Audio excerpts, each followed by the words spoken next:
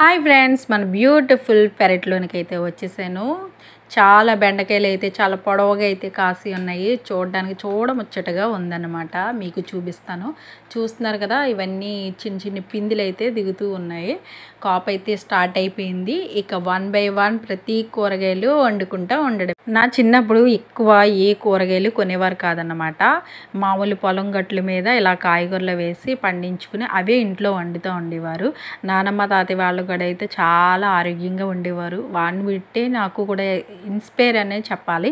మేము రైస్ కానీ, మినుములు కానీ, పెసలు కానీ, కందులు కానీ ఏమి కొనుక్కునే వాళ్ళం కాదనమాట. ఇలా కూరగాయలను కూడా ఆ పొలం గట్ల మీదే పండించుకుని తింటూ ఉండేవాళ్ళము. సో అది టేస్ట్ చాలా బాగుండేది. ఇప్పుడు జనరేషన్ మారిపోయింది, అసలు కూరగాయల టేస్టే ఉండట్లేదు. బీరకాయ అయితే ఒకటి ముదిరిందని కట్ చేశాను. ఇదైతే లేతగా ఉంది. కట్ చేయకుండా ఉంటే బాగుంటుందేమో అనుకుంటున్నాను. కట్ చేయకుండా వదిలేసాను.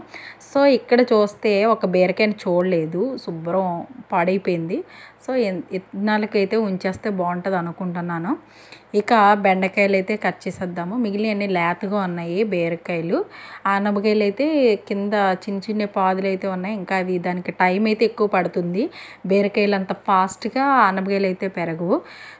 బెండకాయలు చూస్తున్నారు కదా, చాలా పొడవుగా ఉన్నాయి. లేతగా ఉన్నాయి లేదా అని చూస్తున్నాను. ఇలా చివరిన ఇలా ఇరిపి చూస్తే కనుక అది ఇరిగిందంటే లేతగా ఉన్నట్టు. నేను ముదిరిపోయేమో అనుకున్నాను, కానీ చాలా లేతగా అయితే ఉన్నాయి.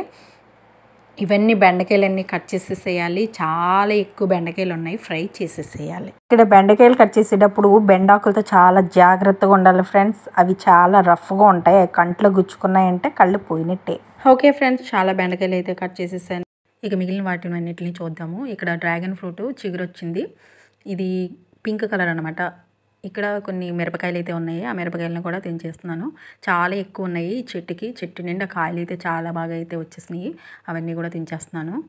ఫ్రెండ్స్, మన ఛానల్ ఇప్పటివరకు సబ్స్క్రైబ్ చేసుకున్న వాళ్ళకందరికీ మా కృతజ్ఞతలు తెలియజేస్తున్నాము. అలాగే మన ఛానల్ సబ్స్క్రైబ్ చేసుకోండి మరిన్ని వీడియోస్ కోసం. అలాగే లైక్ చేయడం కూడా ఆనుకుంది.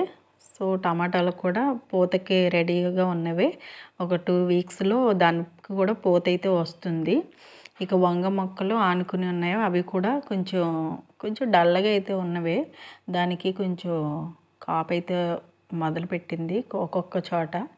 కానీ ఎందుకో మరి కొంచెం వర్షాలు పడడం వల్ల, ఎండ కాయడం వల్ల కొంచెం డల్గా అయితే ఉన్నాయి.